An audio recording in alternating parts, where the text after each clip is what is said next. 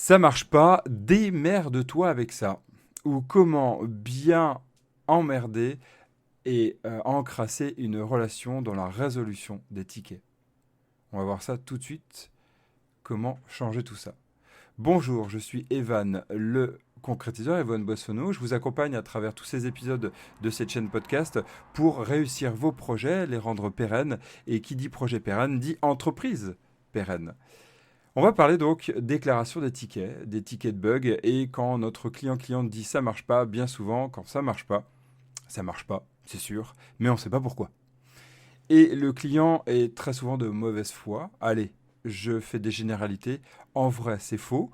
Waouh, ça aussi, c'est une deuxième généralité. Mais en vrai, en fait, le client n'est pas de mauvaise foi, la cliente n'est pas de mauvaise foi.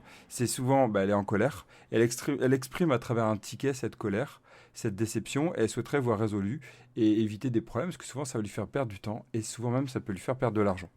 Et donc, à travers ce ticket, le client, la cliente ne va pas réussir à pouvoir bien exprimer ce qu'il attendait.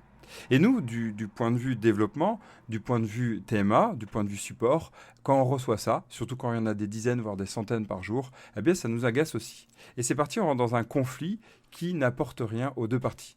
Plutôt que ça, on va se mettre ensemble à voir qu'est-ce qui serait intéressant pour éviter ça et pour améliorer.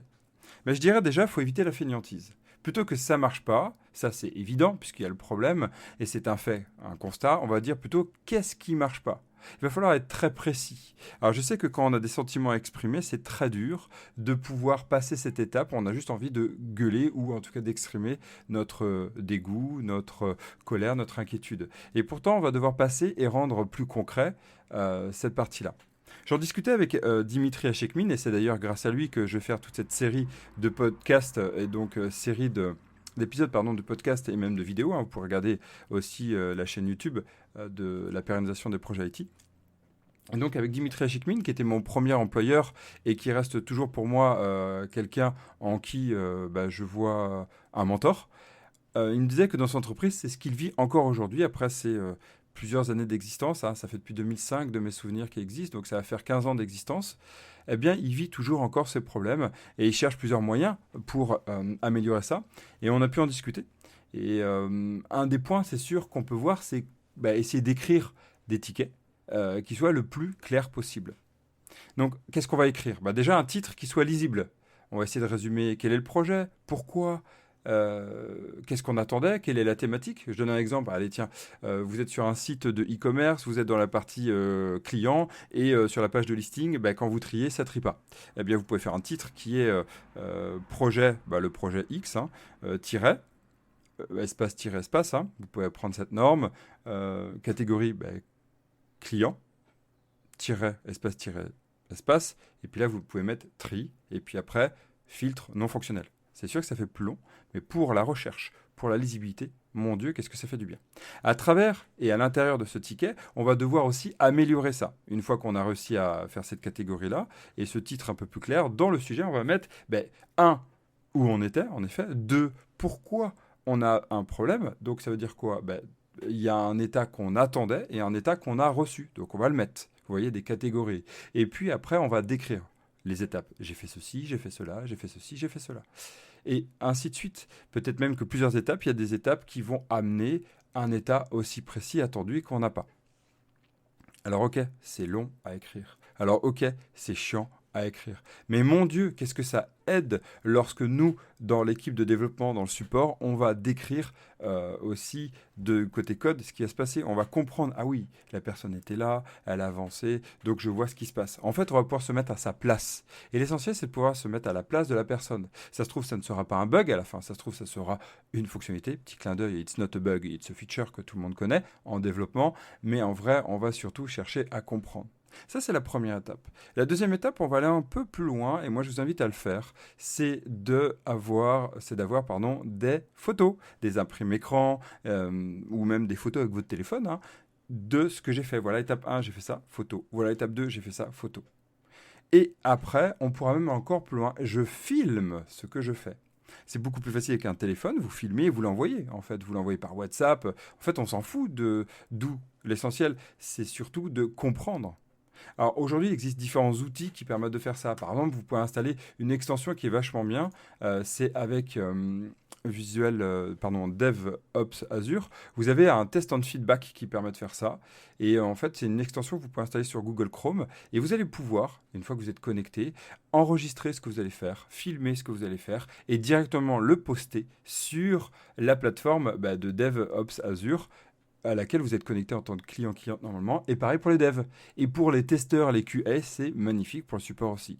Cherchez à l'avoir, c'est vraiment, mais merveilleux pour moi, pour le mettre en place. Et grâce à ça, on peut voir où ça en est. Alors c'est sûr, ça peut être compliqué pour le client, la cliente de le faire, parce que il y a beaucoup de choses à écrire, et puis souvent, on ne sait pas comment l'écrire. Je dirais, oubliez le fait que ça soit bien ou mal. L'essentiel, c'est de le faire. Passer 5 minutes à décrire un ticket plutôt qu'écrire juste ça marche pas, démerde-toi. C'est aussi du temps gagné pour la relation même entre le client, la cliente, et l'équipe de développement, l'équipe de support. Et c'est du temps gagné aussi dans la résolution du problème. Donc c'est du temps gagné dans la livraison de la correction. Et donc c'est du temps gagné pour vous, client, cliente, qui voulez avoir une fonctionnalité qui n'était pas là ou qui était buggée. Donc pour moi, c'est du pain béni pour réussir à être en collaboration et non en confrontation. Pensez-y, vraiment réalisez ça.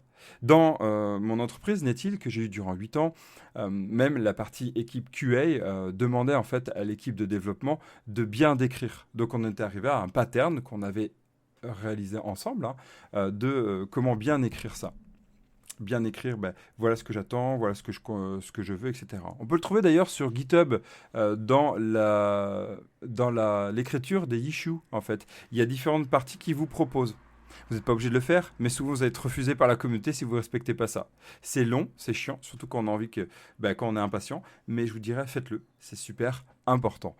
Et après, vous pouvez aussi aider les clients-clientes à proposer un support, comme je vous disais avec Visual DevOps, DevOps Azure, c'est cet outil. Vous pouvez le développer très rapidement pour eux, pour les clients-clientes, ils vont pouvoir à ce moment-là saisir directement via cet outil. Je trouve que c'est très confortable. Alors, soit un outil, une petite application mobile, soit un outil, un site web, une petite application, bien sûr, éviter qu'elle soit buggée aussi, et qui permettent de saisir les bugs. Nous, on l'avait développé pour un de nos clients. Ça permettait d'éviter qu'ils écrivent pas tout.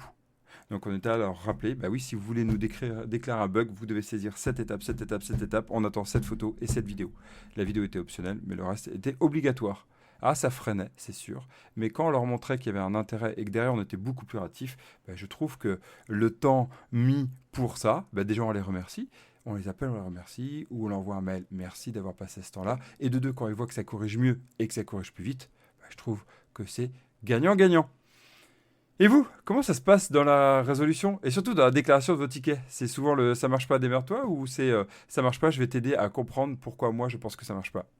On en parle aussi à travers la vidéo qui va sortir sur YouTube, sur la chaîne de pérennisation, et on en parlera à travers un article que je vais sortir aujourd'hui ou demain. Je vous dis à très vite sur la chaîne podcast, et d'ici là, codez bien, d'ici là, pérennisez bien vos projets.